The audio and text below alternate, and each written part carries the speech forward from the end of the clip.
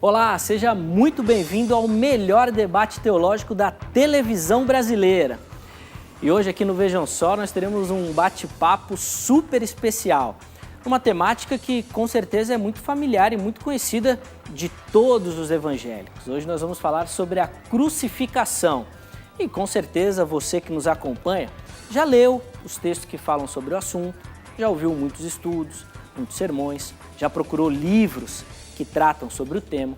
É um assunto que realmente é recorrente na temática evangélica.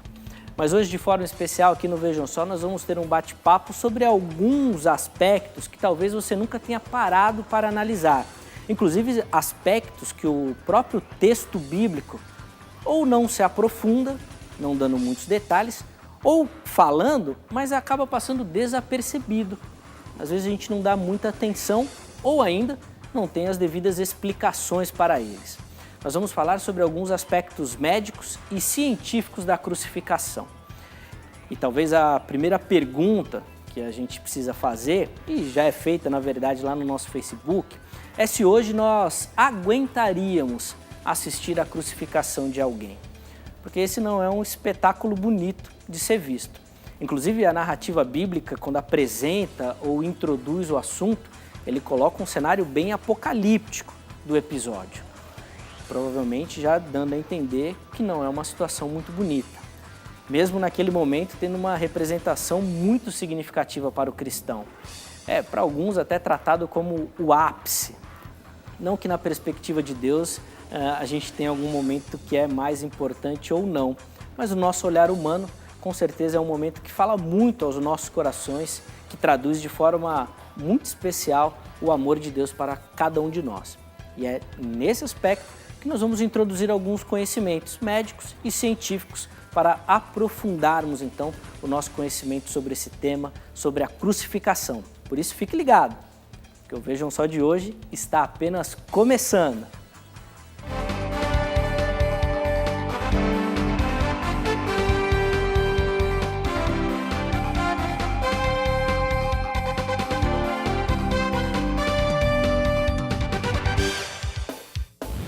Uma ótima noite para você, seja muito bem-vindo a mais uma edição do programa Vejam Só. É com muita alegria que nós começamos mais essa edição, sempre com o objetivo de levar até você, nosso querido telespectador, muito conhecimento e conhecimento das Escrituras Sagradas. E hoje, com uma temática um pouco diferente, né? Nós não teremos um debate, mas teremos uma entrevista, um bate-papo, para a gente aprender um pouquinho mais sobre essa questão da crucificação.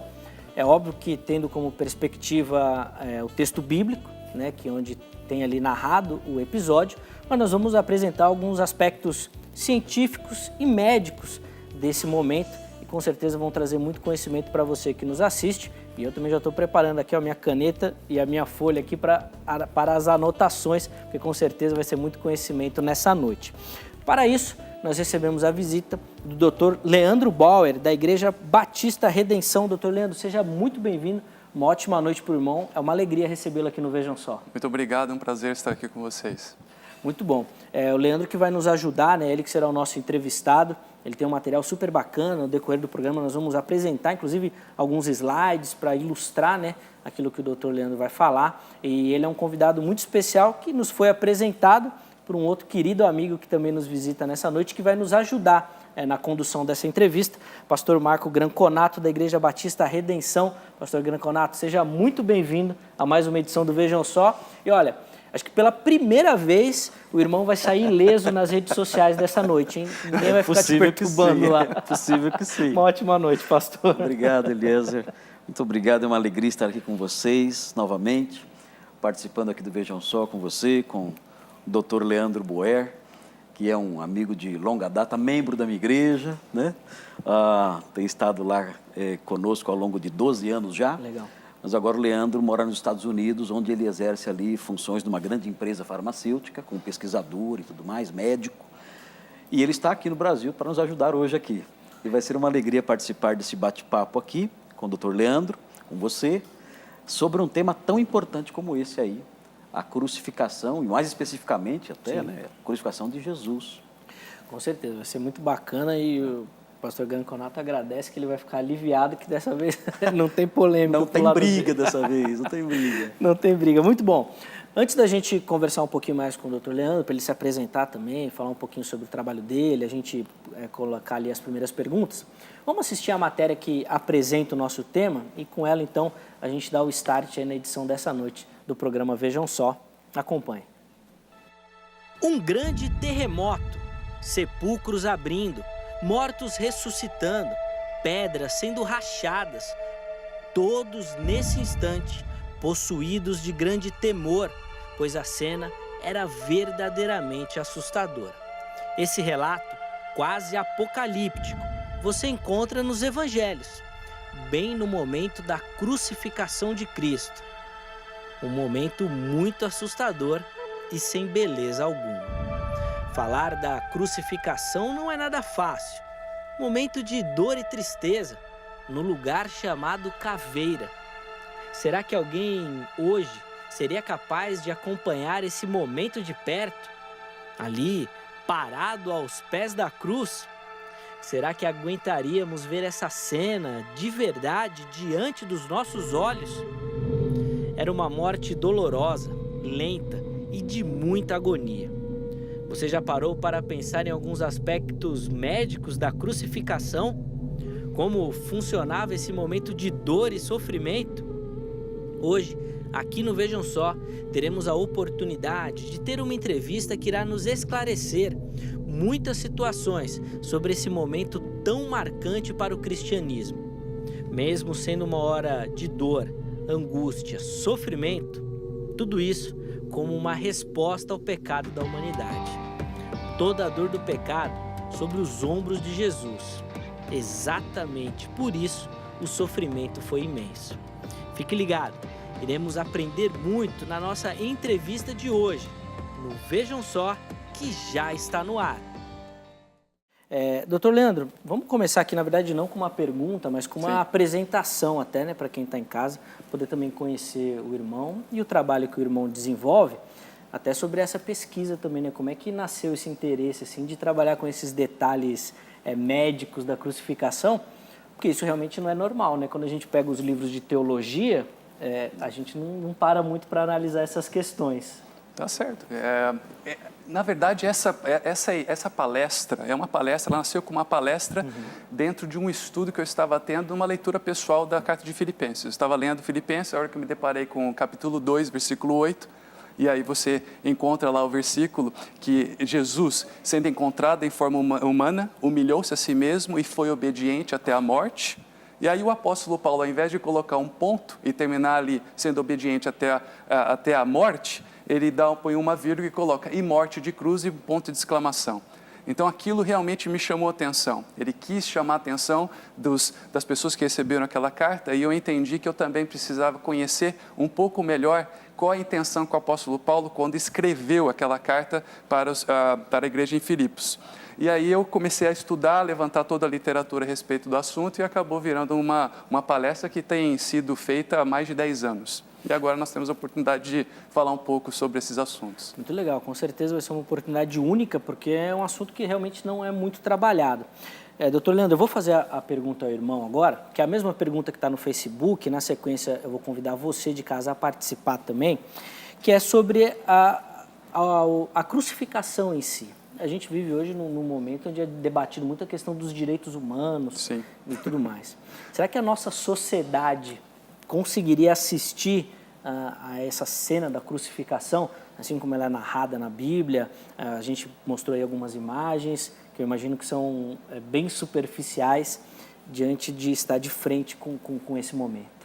Eu acredito, é muito difícil você fazer uma inferência a respeito de como você se comportaria com a crucificação, mesmo porque nós não temos a prática da crucificação. Então, tudo que nós temos em nossa mente agora é fruto de uma imaginação.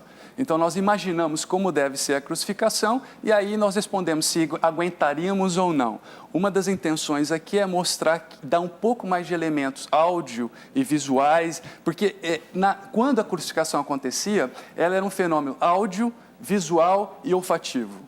Então, você via algo acontecendo, você escutava os gritos de dor do condenado e você também sentia o cheiro do sangue e muitas vezes a pessoa evacuava durante o processo de crucificação, mesmo porque a pessoa na cruz, era previsto que uma pessoa na cruz ficasse até 4 dias na cruz. Então, ela provavelmente teria liberação dos seus esfíncteres, não apenas pela dor, e ela teria que evacuar e urinar ali naquele local. Então, todas as vezes que as pessoas passavam por ali, eles eram impactados visualmente, auditivamente e olfativamente. É difícil você, hoje, em 2018, ter uma perspectiva do que uma pessoa naquela época teria.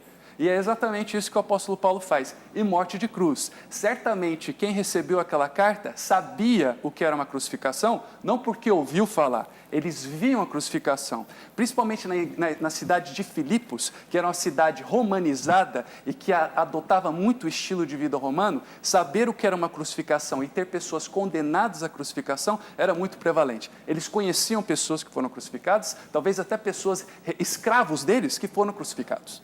Então, a gente não sabe exatamente como a gente reagiria, mas a minha expectativa é que hoje, se uma pessoa pudesse pegar uma máquina do tempo e voltar naquela época, seria muito, muito difícil contemplar a crucificação. Especialmente os discípulos de Jesus, que viram o seu próprio mestre, o Deus encarnado, passando por aquela humilhação, para que a gente tivesse a salvação. Não é fácil mesmo. E é essa pergunta que o Vejam Só faz a você que nos acompanha. Lá no nosso Facebook, facebook.com/programa Vejam Só, você encontra todas as enquetes, né, aqui do programa, e a gente conclama, né, pede que você participe, respondendo a enquete e, na sequência, colocando o seu comentário também. E aí, tendo tempo e oportunidade, a gente pega alguns comentários e exibe aqui para a gente também poder repercutir a sua opinião sobre o tema, tá bom? Coloca a enquete aí no ar, então, para a gente poder ler e quem nos acompanha já poder acessar lá o nosso Facebook. A pergunta é exatamente essa. Você suportaria assistir à execução de um condenado por crucificação? E aí tem as duas alternativas, né? Sim, é a primeira alternativa, não é a segunda possibilidade. E você responde a enquete, no final a gente vai dar até uma parcial aqui, né, da porcentagem, né, dos votos, mas eu peço que você também nos comentários coloque os motivos, né? Por que sim, por que não, para a gente poder também repercutir um pouquinho disso, da sua opinião, não só nesse programa de hoje, mas todos os programas do Vejam Só, você consegue acessar ali e ter essas informações também.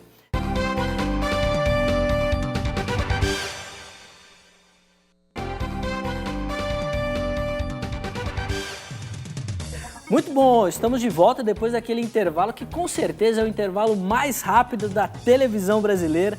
E a gente vai agora começar a bater muito papo sobre essa questão da crucificação, esses detalhes médicos, científicos. Nós vamos colocar agora o pastor Granconato também para bater um papo e nos ajudar nessa condução. Mas antes, doutor Leandro, eu queria fazer uma pergunta sobre a crucificação em si. Quando que ela começou? Isso é questão dos romanos? Foram os romanos que inventaram isso? Exatamente o porquê que tinha esse tipo de tortura. Começou ali no Império Romano mesmo? Essa é uma boa pergunta. Os romanos popularizaram, né? Então, o que nós conhecemos hoje da crucificação é a crucificação romana. Mas a origem da crucificação romana não é só com os romanos, não nasceu com os romanos. Ela remonta a 7 séculos antes de Cristo.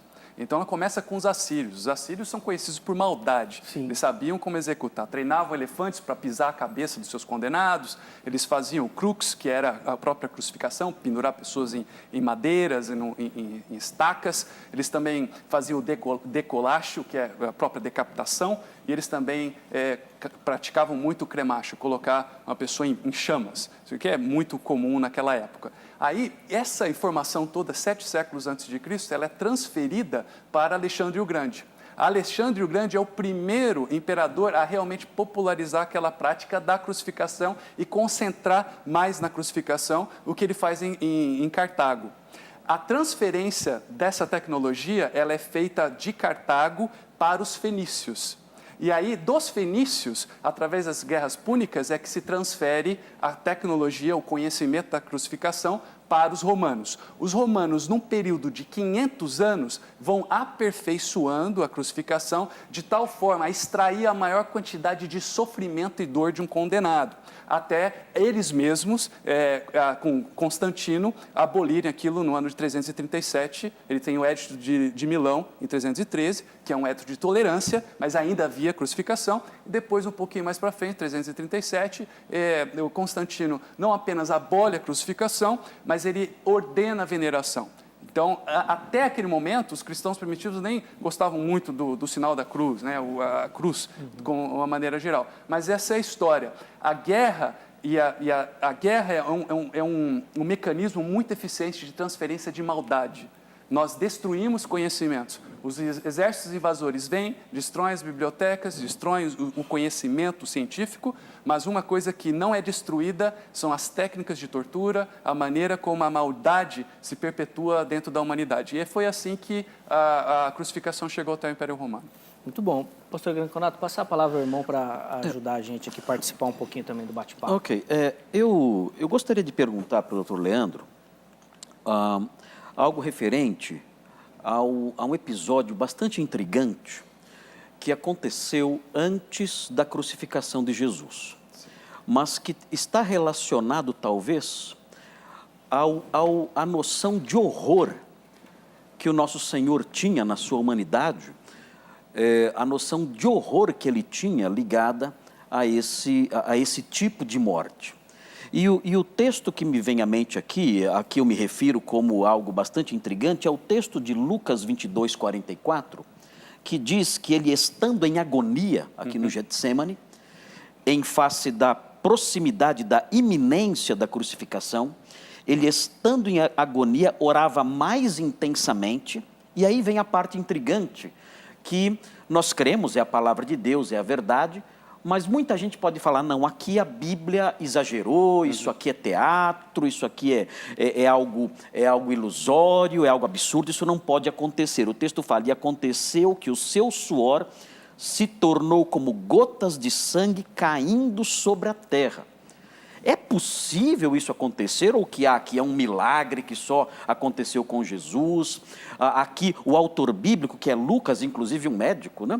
Lucas, ele está exagerando, está pintando um quadro muito dramático, isso não aconteceria de forma nenhuma? Ou é possível perceber, por dados médicos, científicos, esse tipo de fenômeno aqui narrado em Lucas 22, 44? Perfeitamente. Isso não é um milagre, é apenas mais uma evidência da humanidade de Cristo. É possível acontecer, nós temos na literatura vários casos mostrando esse fenômeno acontecendo. O nome técnico disso é hematidrose. Hemate que vem de sangue, drose que vem do suor, então é hematidrose. E aí a descrição de Lucas, né, que é o médico, como gotas de sangue. E realmente há sangue ali misturado com o suor. Uma das maneiras da gente compreender isso é, se for possível, colocar na tela o slide 20. Lá, nesse slide número 20, nós vemos a anatomia de um folículo capilar. E aí, todo folículo, todo pelinho que você tem no seu corpo, ele é nutrido por capilares sanguíneos, que passam ali na base. Então, nós temos um músculo eretor, em que faz o seu pelo ficar eriçado, quando você fica arrepiado, você vê aquilo em ação. Você tem também glândulas sebáceas, que lubrificam aquele pelo. Você tem a glândula sudorípara, da onde sai o suor. E ali embaixo, todo esse aparato capilar para nutrir esse folículo capilar. Existem basicamente duas circunstâncias em que uma pessoa pode suar sangue. Ou você tem um problema hematológico da ordem de coagulação muito severo, ou você está debaixo de intenso estresse, intensa agonia.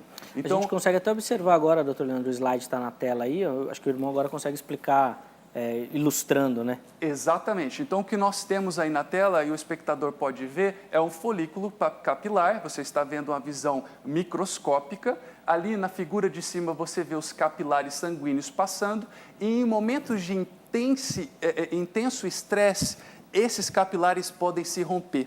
E aí, o sangue que está saindo desses capilares, ele se infiltra a glândula sudorípara, e aí você tem a secreção desse suor junto com o sangue. O que o texto me chama muita atenção é a intensidade com que isso alcança. Você vê que as gotas, que o suor cai ao chão.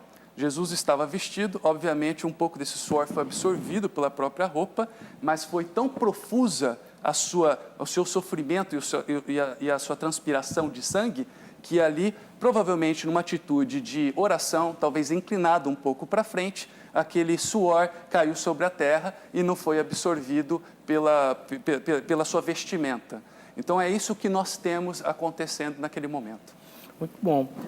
Doutor Leandro, e como é que funcionava a crucificação em si? Como é que era a preparação? O irmão já relatou aí que a ideia é que ficasse ali de 4 até 6 dias, realmente de tortura e de muito sofrimento. Mas como é que funcionava a preparação para colocar a pessoa, a cruz, como é que era preparada? O Império Romano, ele teve que desenvolver isso daí. Quando nós vamos na história, as pessoas crucificadas morriam muito rápido. O que o Império Romano era que eles queriam desenhar a cruz de tal forma que você sobrevivesse mais tempo ali, gritando de dor, sofrendo e se arrependendo por aquilo que você fez. E elas morriam rápido por quê? Elas morriam muito por causa da insuficiência respiratória.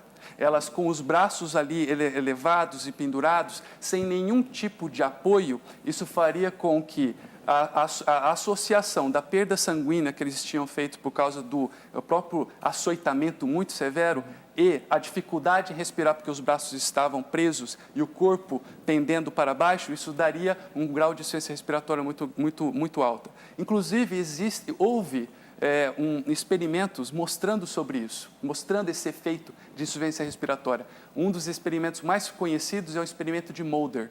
Ele pegou estudantes de medicina e colocou, não os açoitou, apenas colocou ali pendurados pelos seus braços e você já consegue ver alterações dos batimentos cardíacos, da pressão arterial e da ventilação e da respiração em 6 minutos. Quando ele deixou esses alunos ficarem 12 minutos apenas, eles já tinham alterações da consciência. Isso tudo era revertido quando eles colocavam um apoio para a cintura ou um apoio para os pés, que é exatamente isso que nós podemos ver na estrutura de uma cruz romana.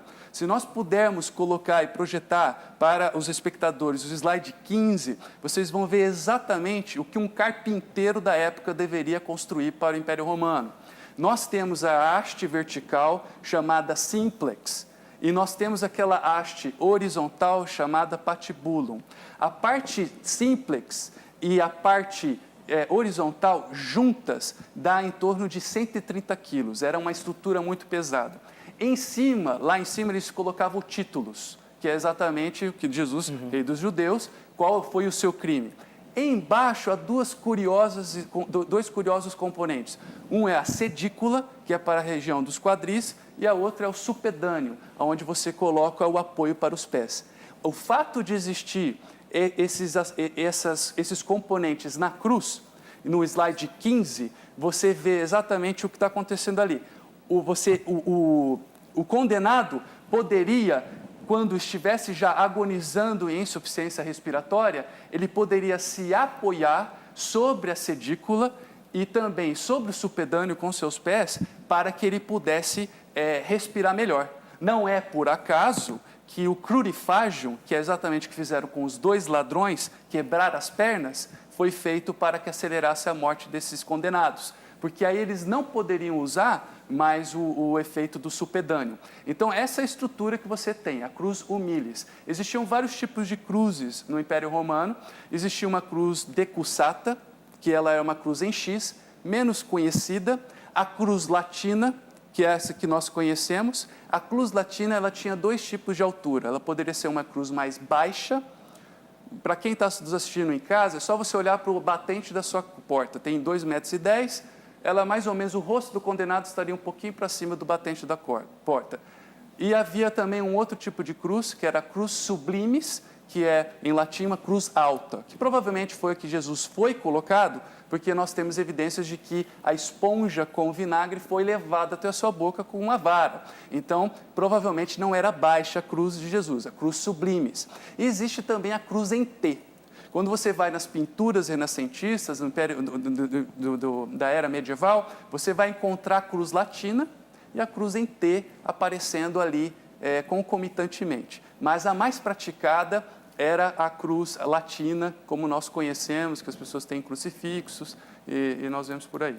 Então, desculpe, mas aquela história que a gente ouve aí de algumas seitas, testemunhas de Jeová, geralmente, pegam a palavra stauros, que é cruz, no grego, e dizem que essa palavra se refere não a uma cruz como nós vemos por aí, mas a uma estaca.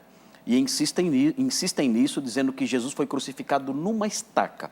Isso, então, não tem fundamento histórico nenhum? Não, não tem fundamento histórico. Aliás, existe evidência extra-bíblica de que não era essa cruz. Quando nós vamos para Flávio Joséfo, muito antes de Jesus, o próprio rei judeu, né, ali da Judéia, o Alexandre Janot, ele crucificou 800 judeus, né, que eram rebeldes para o seu próprio reino, com a cruz como nós conhecemos a romana. A outra história muito famosa, talvez seja a crucificação maciça mais conhecida e mais aterrorizante que existiu, foi Espartacus. Espartacus, ele liderou uma revolta de escravos ali por volta dos anos 73 a.C., e aí, por volta de 71, 6.000 escravos, 6.000 foram crucificados entre a cidade de Roma e Capua, onde foi que se originou aquela revolta. Então, há uma distância de 200 quilômetros entre Capua e Roma. 6.000 dividido por 200 quilômetros dá uma média aí de um crucificado nesses moldes a cada 33 metros. Ou seja, não existia fake news. Você andava na Via Ápia e você via o que era a crucificação e não eram estacas. As estacas, talvez um formato de estaca seja utilizado em campanha militar, porque existem áreas em que os exércitos romanos teriam árvores, como o eucalipto, que não vai ter os seus ramos saindo, e aí, pegando os seus condenados, eles poderiam colocar os seus condenados presos naquelas árvores que não têm os seus ramos, e nem você vai ficar perdendo tempo numa campanha militar para fazer aquilo. Mas, do ponto de vista institucional do terror romano, é cruz latina e, provavelmente, no caso de Jesus, cruz latina sublimes.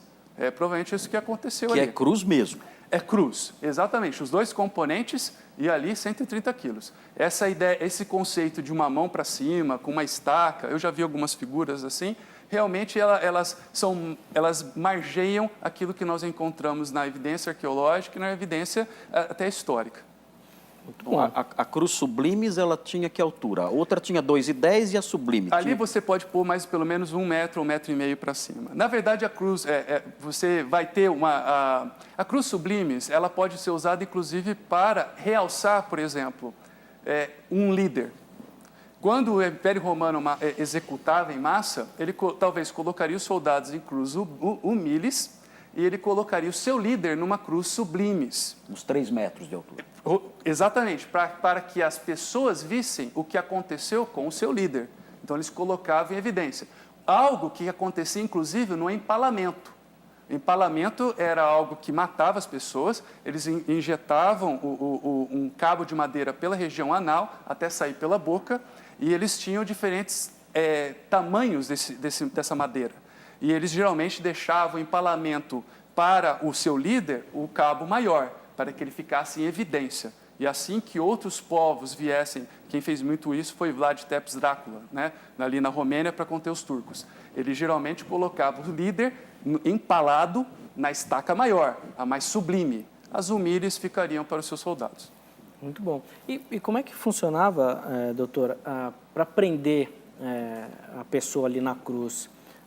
Tem a questão dos pregos. Como é que funcionava isso diante já de tanta dificuldade, né, que a pessoa enfrentava ali na crucificação? Antes de ir para a crucificação, eles eram açoitados. Então, era muito... Imagine só como eram. O flagrum era o instrumento que eles usavam. Era um cabo de madeira com mais ou menos umas 3 ou 5 tiras de couro, pedaços de metal e ossos de carneiro. Osso de carneiro, para quem come em casa carneiro, sabe como que o osso é todo irregular. E aquilo, quando batia nas costas do condenado, ele rasgava realmente a pele, tinha toda uma lesão ali. Agora, quando ele saía dali, ele ia para a fixação. Obviamente, todo ensanguentado. Não dá para você amarrar, é muito escorregadio, então era necessário o prego. O prego tinha mais ou menos de 15 a 18 centímetros, com 1 centímetro de diâmetro, né, feito de ferro. E você afixava as mãos e também os pés. Nas mãos, há ainda muita discussão na literatura, existem algumas regiões que você pode usar. Então, eu estou aqui mostrando na minha mão, se você quiser dar um pouco do zoom, eu vou mostrar onde que poderia ser colocado. Nós temos na mão do condenado o prego passando por essa região aqui do punho ou aqui na mão nos ossos do carpo. Existem estudos, inclusive radiográficos, mostrando que aqui há um espaço chamado espaço de Destot. Então, esse espaço de Destot, o prego entraria, ele entraria por meio dos ossos do carpo, não haveria nenhum tipo de fratura dos ossos do carpo, e ele ficaria extremamente preso. O prego passando por essa região, os estudos mostram, inclusive com braços de cadáver, que era possível aguentar 130 quilos em cada braço. Então, eu teria 130 quilos de peso sustentados pelo braço esquerdo, 130 quilos pelo braço direito. Então, você vê aí 260 quilos, ou seja, obesidade não era algo que o impediria de ir para a cruz. Uma pessoa obesa poderia ser facilmente crucificada. E na parte das pernas existe um pouco de controvérsia, porque alguns estudos colocam os pés uns sobre os outros e o prego passando através dos ossos do tarso, do metatarso, mas a evidência arqueológica que nós temos, aliás, a única evidência arqueológica de 1967, é um prego no calcâneo, no calcanhar. E o prego não passa na frente do pé, o prego passa no calcanhar, do lado do pé. Então, seriam necessários 2 pregos para fixar os pés de um condenado. Um passando pelo lado esquerdo, entrando pelo seu calcanhar, e um pelo lado direito, passando pelo seu calcanhar direito. Então, 2 pregos embaixo, 2 pregos em cima e, eventualmente, algumas cordas para segurar o condenado. Essa informação é interessante porque a questão de ossos, né, de fraturas, é algo que a Bíblia relata e que nutre muita dúvida. Inclusive, essa descoberta do prego também é muito interessante, que vem de encontro a essa descrição bíblica.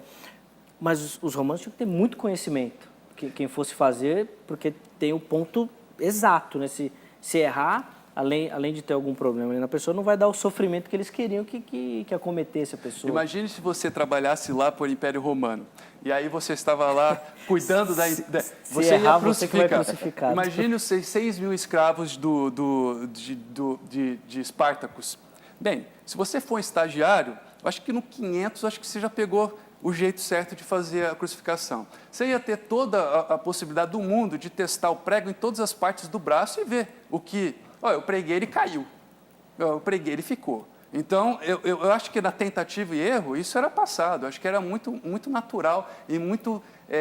E é esperado que eles soubessem aonde passar o prego, a fim de que o condenado ficasse definitivamente na cruz. Além de que sofresse bastante. Professor Bianconato, por favor. Eu tenho uma pergunta.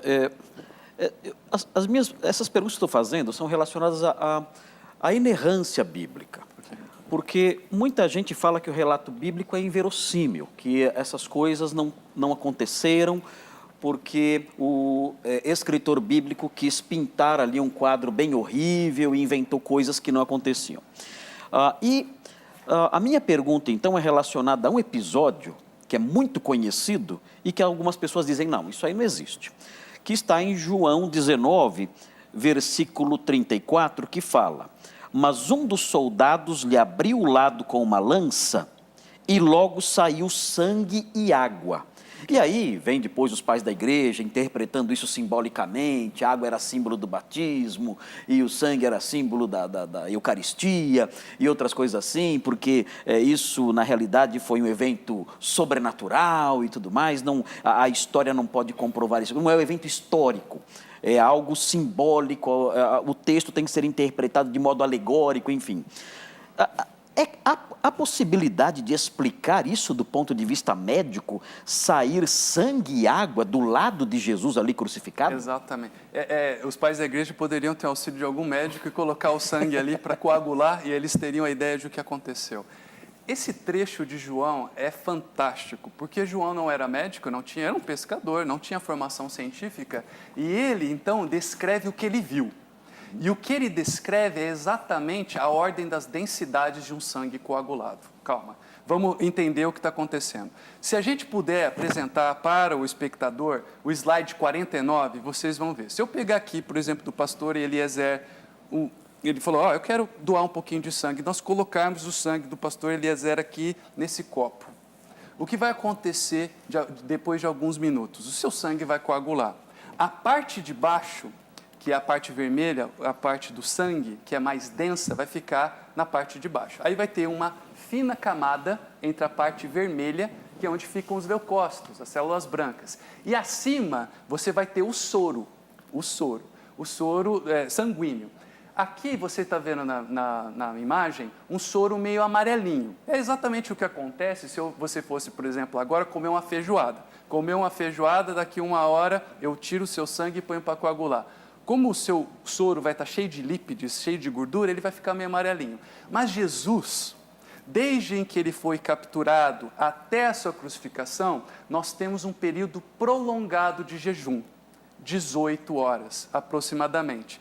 Então, não havia lípides. Se eu colocasse o sangue de Jesus num tubo de ensaio, na hora em que ele coagulasse, o soro seria bem clarinho, não seria amarelinho. E é exatamente isso que aconteceu. Jesus provavelmente foi muito açoitado, muito machucado na parte do tórax com flagrum, e ele desenvolveu hemotórax, ou seja, ele estava com um derrame pleural, ele tinha sangue na parte interna do seu tórax.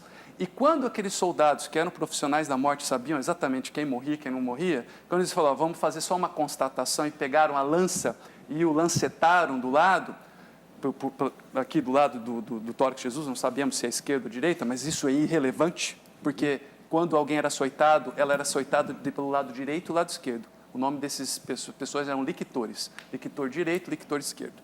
Então, provavelmente ele foi machucado dos dois lados. Se ele tivesse lancetado do outro lado, ia sair a mesma coisa. O que aconteceu? Que Jesus, já estando morto e o sangue coagulado dentro daquela cavidade pleural, quando a lanceta entra, o que vai sair primeiro? O líquido com maior densidade, sangue. Depois que você tem a saída do sangue, você vai ter o quê?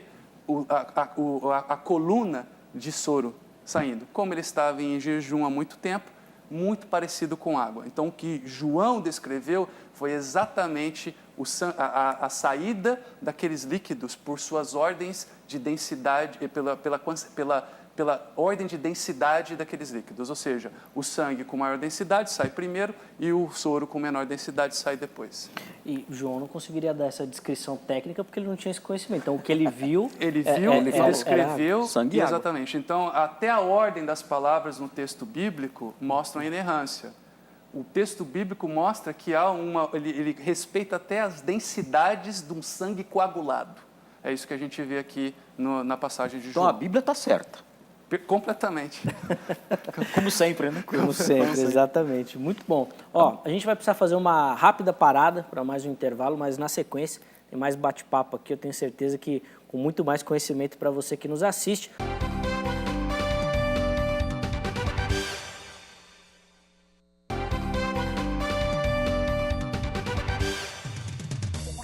Muito bom, já estamos de volta. Nosso intervalo aqui é rápido. Se você saiu, foi para a cozinha beber uma água, volta correndo para você acompanhar o nosso último bloco aqui de bate-papo aqui, recebendo com muita alegria o Dr. Leandro, que tem nos auxiliado com o conhecimento dele, que a gente tem aprendido muito aqui, em alguns aspectos que normalmente a gente não aborda quando a gente fala da crucificação, né?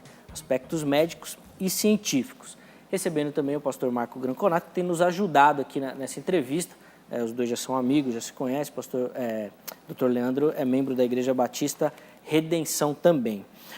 Dr. Leandro, eu queria falar um pouquinho sobre uma outra questão bíblica que o texto chama a atenção, que Jesus morreu muito rápido. Sim. E isso é até destacado no texto, né? O que aconteceu ali? Por que o texto destaca essa questão? A gente tem a impressão de que ele morreu rápido, não apenas pelo aspecto temporal, né, em torno de 3 horas ele morre, mas também pela reação de Pilatos. Pilatos era o governador daquela época e o que ele viu mais ali foi crucificação. Ele mesmo ordenou várias crucificações e quando é chegada a notícia a ele, Jesus morreu, ele se espanta com isso. E provavelmente isso aconteceu porque eles foram muito pesados na tortura de Jesus antes de chegar à cruz. Uma pessoa, naquela época, ela era crucificada, mas antes de ir para a crucificação, ela era açoitada. Para o Império Romano, não existia limites para o número de açoites que você pudesse receber. Os judeus, preconizavam que não se passasse de 40, ele parava no 39 para não errar na conta, né? Aí tem que tomar a medicação lá para realmente não esquecer, né? Contar certinho para bater 39 vezes. Mas os romanos não tomavam a medicação e perdiam a conta na hora em que eles faziam o açoite. E muitas pessoas até morriam durante aquilo, porque imagina uma daquelas lancetas pegando no pescoço e eles realmente a pessoa poderia sanguinar na frente deles. Apenas para ilustrar, as mulheres elas eram poupadas desse estágio pré-crucificação. É importante. Mulher era crucificada. Então, se mulher não andasse na linha lá, era sim crucificada. Elas só eram poupadas dessa parte do açoitamento porque era muito pesado. Jesus não foi poupado, foi colocado despido, nu, e ele foi, na verdade, açoitado. Esse açoitamento muito pesado pode ter acelerado a perda sanguínea de Jesus na cruz, depois com o restante. Ele também teve mutilações adicionais, ele foi colocado uma coroa de espinhos. Os espinhos naquela região de Jerusalém são espinhos muito grossos, de 3 a 5 centímetros. Eu não sei se alguém aqui que está nos assistindo já bateu a cabeça e sangrou. E aí foi ao médico e deu alguns pontinhos e achou que tinha aberto a cabeça. E não, foi 2 ou 3 pontinhos. Por que isso acontece? Por que tanto sangue? E por que 2 ou 3 pontinhos? Porque é muito vascularizado o nosso couro cabeludo. Então Jesus deve ter perdido muito sangue também ali com aquela coroa de espinhos. Estando na cruz, também uma cruz rude, e até temos um cântico, rude cruz, e toda vez que pensamos naquele cântico, devemos lembrar disso, uma pessoa agonizando e lutando por respirar melhor, estaria colocando as suas costas já machucadas e todas abertas, raspando na rude cruz, o que agravaria ainda mais o sangramento.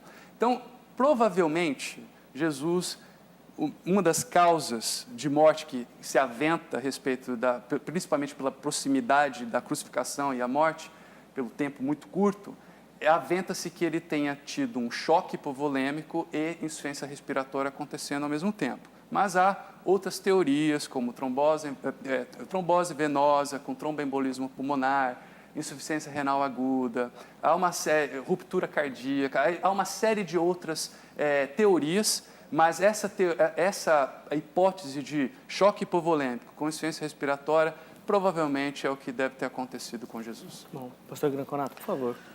Ok.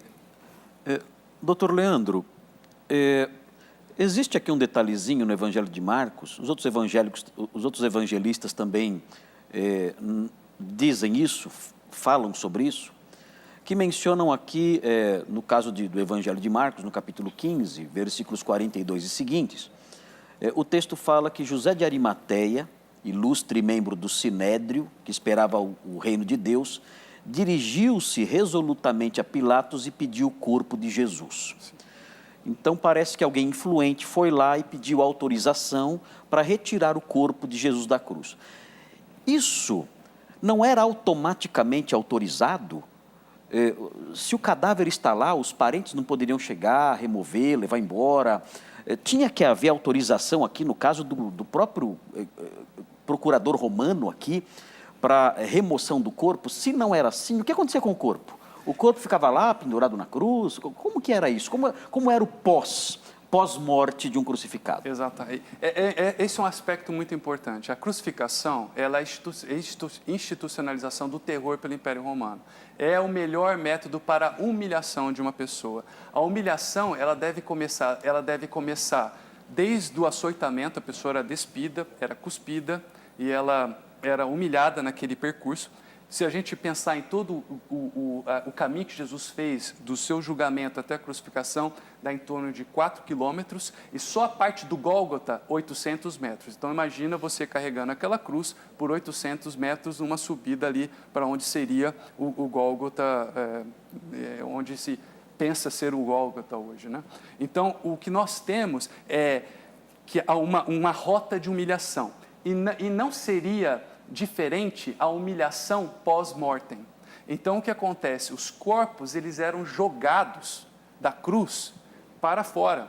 Ali na própria região do Monte da Caveira, e não é por acaso que se chama Monte Caveira, porque deveria haver muitas caveiras ali, muitos crânios. E o que acontece naquela época? Os animais selvagens, por causa do cheiro de sangue, as aves de rapina, todos eles viriam e comeriam aqueles condenados. Então era parte da humilhação de um condenado o destino do seu corpo ser jogado para aqueles animais.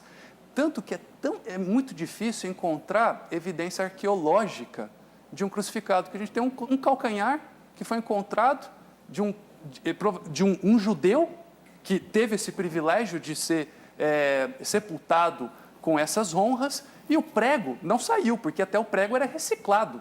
Ninguém ficava desperdiçando o prego naquela época, tirava o prego, mas no prego desse crucificado judeu, ele não saiu, e é por isso que nós temos hoje a única evidência arqueológica daquela crucificação. Pelo menos a que eu tenho conhecimento é a única que nós temos, que foi descoberta na década de 60. Então, eles eram jogados ali, o cheiro era terrível, porque os corpos estavam em decomposição, nós tínhamos outras pessoas chegando para a crucificação, sentindo aquele cheiro, e é por isso que eu digo que a crucificação é um fenômeno audiovisual e olfativo. Outra coisa que nós temos que pensar é que um crucificado poderia ficar dias na cruz.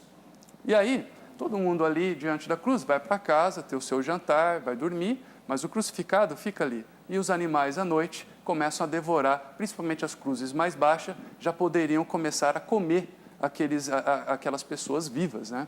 Ou pelo menos quase mortas. Então é algo extremamente aterrorizador. A imagem de um crucificado, de começo ao fim, era algo muito impactante. E o exército romano e o Império Romano foi muito eficaz em usar essa figura para conter eventuais rebeliões, que a gente sabe que aconteceram muitas. Com certeza, olhando isso daí, o povo, todo mundo ficava apavorado. Pensa duas vezes antes de fazer qualquer coisa. Pensa duas vezes.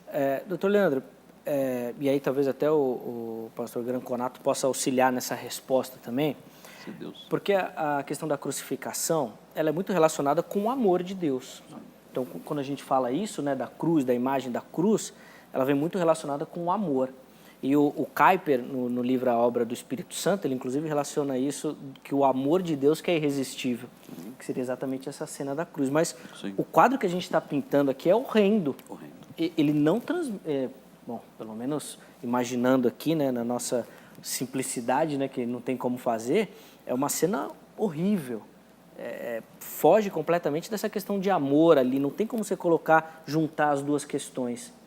Eu não sei se o doutor Leandro vai conseguir responder isso, mas o Granconato pode ajudar. Como é que nós vamos juntar a imagem da crucificação que a gente está desenhando aqui com a questão do amor de Deus para com o ser humano? Nós temos, nós não estamos falando sobre crucificação sem um propósito para a vida cristã. E é exatamente isso que eu gostaria de falar. Quando a gente vê toda essa gravidade, severidade da crucificação, algo tão terrível, traz um conforto especial para o nosso coração em pensar que Jesus, passando por tudo aquilo, ele pensava na gente, pensava em você, que ele estava fazendo aquilo, sofrendo toda a punição de Deus, toda a ira de Deus por causa do seu pecado. Então você olha aquilo extremamente agressivo aos olhos, agressivo aos nossos ouvidos, agressivo ao nosso olfato, e fala, nosso Senhor passou por aquilo para que esse meu pecado fosse punido e fosse perdoado. Então é algo que ao mesmo tempo traz alguma náusea e ao mesmo tempo conforta. E além disso, nós vemos o apóstolo Paulo usando a crucificação para uma ferramenta diária para nós. Todos nós hoje, todo mundo que está assistindo ao programa, tem as suas lutas diárias com o pecado. E o apóstolo Paulo, por exemplo, como nós vemos em Colossenses, no capítulo 3, ele fala, assim, façam morrer tudo que pertence à natureza terrena de vocês. E aí ele dá uma lista de pecados ali. Aí ele escreve também em Gálatas 3, os que pertencem a Cristo, a Jesus Cristo, crucificaram a carne com suas paixões e os seus desejos. E aí você vê o apóstolo Paulo realmente trazendo a cruz para a vida cotidiana. Eu falo, nossa, essa imagem da cruz, de fazer morrer, um instrumento tão eficaz, de mortal, pode ser usado para as minhas paixões. Mas Jesus é justamente aquele que morreu na cruz, quem dá para nós o porquê aquilo acontece. Ele explica como crucificar suas paixões, como fazer morrer as nossas inclinações carnais. E ele diz isso em Mateus 16, 24. Ele fala: então Jesus disse aos seus discípulos: se alguém quiser acompanhar-me, negue-se a si mesmo e tome a sua cruz. Ou seja, o negar-se a si mesmo é a crucificação. O negar a si mesmo é uma lanceta, um prego na sua mão. Quando toda vez que você olha para o seu pecado, sua tentação e diz: não, eu não vou clicar naquela página da internet, é porque você está negando as suas paixões e você está colocando um prego na sua mão esquerda. Ou, eu não vou fazer isso, eu não vou tratar a minha esposa de forma tão agressiva e tão inadequada como eu estou fazendo agora, eu não vou fazer isso, eu vou conter a minha ira. Eu estou negando a si mesmo aquelas paixões, eu estou colocando um outro prego na mão direita. E assim as coisas vão andando. Jesus diz: toda vez que você nega a si mesmo, você está se colocando nessa cruz espiritual, e é isso que eu espero de vocês. Então, todos os dias nós olhamos, nega a si mesmo. É um exercício diário, e aí você fala: será que hoje eu estou com todos os pregos no meu corpo? Eu coloquei os pregos da minha mão esquerda, direita, do meu calcanhar? Será que hoje eu coloquei sobre a minha cabeça a coroa de espinhos do negar-se a si mesmo? Ou será que eu escapei um pouquinho dessa negação diária que nós temos que ter das nossas paixões, que nunca descansam e fazem plantão 24 horas por dia? Doutor Leandro, irmão, acha então que hoje, no nosso evangelho aqui no Brasil principalmente, as nossas pregações, elas estão pintando uma cruz muito simples, assim, que não tem tanto sofrimento assim como a gente está vendo? Eu acredito que o negar-se a si mesmo desapareceu do púlpito. E quando o negar-se a si mesmo desaparece do púlpito, a cruz desaparece junto. Então é difícil você conceber um cristianismo com cruz sem a negação a si mesmo. Dentro do modo de vida, da vida cristã neotestamentária, cruz e negar-se a si mesmo andam juntas e deveriam fazer parte da nossa pregação, deveria ser parte inclusive da nossa devocional diária. Nossa devocional diária, note que aqui é uma ordem diária, a cada dia fazer aquilo. Então, aquilo deveria estar dentro do nosso coração, da nossa mente, todos os dias. Cadê os meus preguinhos, né? O meu leite com café e os preguinhos que eu vou começar a crucificar minha carne no dia de hoje. Muito bom. Renato, nosso tempo vai passando, precisa encerrar, mas eu queria que o irmão também desse uma pincelada nessa questão, porque apesar da gente falar de assuntos científicos, técnicos, médicos, a mensagem da cruz e o evangelho está muito presente quando a gente parte para essa perspectiva. Como é que o evangelicalismo brasileiro tem tratado essa mensagem da cruz hoje em dia, Greconato? É muito triste nós observarmos hoje em dia o meio evangélico e notarmos que é pregado um evangelho sem cruz. Os crentes acreditam, os evangélicos modernos acreditam que a vida cristã é somente uma festa. É todo mundo pulando, dançando, gritando, e dizem que isso é a alegria cristã, que isso é a devoção cristã, é a piedade cristã. Quando, na verdade, a verdadeira festa cristã, quando nós olhamos para os evangelhos e o Novo Testamento de um modo geral, nós descobrimos que a igreja cristã tem uma festa. E essa festa que a igreja cristã tem é a ceia do Senhor. É uma refeição. É uma refeição comemorativa. E essa refeição comemorativa celebra o quê? Celebra a crucificação.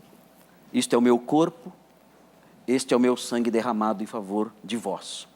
Então nós percebemos que no cristianismo a cruz, ela é uma mescla de alegria, tanto que isso é celebrado numa festa, a ceia, festa entre aspas, e ao mesmo tempo, existe um paradoxo aí, é algo alegre, e ao mesmo tempo, o próprio fato, a própria figura da cruz é algo triste. Então, no cristão, as duas coisas se mesclam. A piedade cristã é uma piedade mesclada. em que o crente em Cristo, ele olha para a cruz e ele fica triste. Por que ele fica triste? Porque o meu Senhor padeceu naquela cruz por minha causa, por causa do meu pecado. Foi na cruz onde um dia eu vi o meu pecado castigado em Jesus. Então ele olha para a cruz e ele fica triste porque a cruz é um símbolo de morte, a ira de Deus derramada ali, a punição do pecado ali sobre o lenho crucial. Então ele olha para aquilo e ele fica triste, mas ao mesmo tempo lembra da festa. A ceia do Senhor é também uma refeição festiva, comemorativa.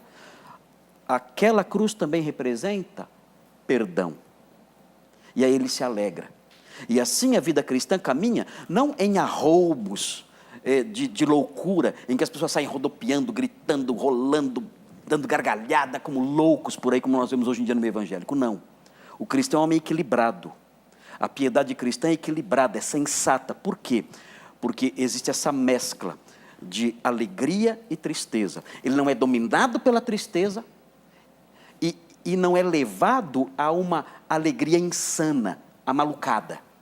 Ele é sereno, é uma alegria serena em que ele diz: o meu pecado custou caro, e isso me entristece, eu vejo meu Senhor na cruz, mas ao mesmo tempo eu sou alegre e feliz, porque nessa cruz está a saída, o meu perdão, eu fui perdoado. Muito bom. E com essas considerações aí, infelizmente, a gente precisa encerrar o programa de hoje. Eu agradeço muito ao pastor Marcos Granconato. Obrigado, viu, Granconato, pela ajuda, obrigado, pela colaboração. E agradeço demais ao doutor Leandro também, que gentilmente nos visitou nessa noite e pôde trazer muita informação para a gente. Muito obrigado, Leandro. Um prazer, muito obrigado. Já está convidado para outras vezes também para a gente falar mais, porque certeza que ficou muita coisa pelo caminho aí. Sim. E a você também agradeço muito a sua audiência. Antes da gente encerrar, vamos colocar no ar aí o resultado da nossa enquete, por favor. Vamos lá, ó. Você suportaria assistir a execução? 89% dizendo que não e 11% de corajosos, verdadeiramente corajosos, dizendo que sim, que aguentariam. Muito obrigado pela sua participação na enquete, muito obrigado pela sua audiência. Vejam Só de hoje encerra, mas amanhã, se Deus quiser e assim permitir, nós estaremos de volta para mais um debate do Vejam Só. Muito obrigado e até a próxima.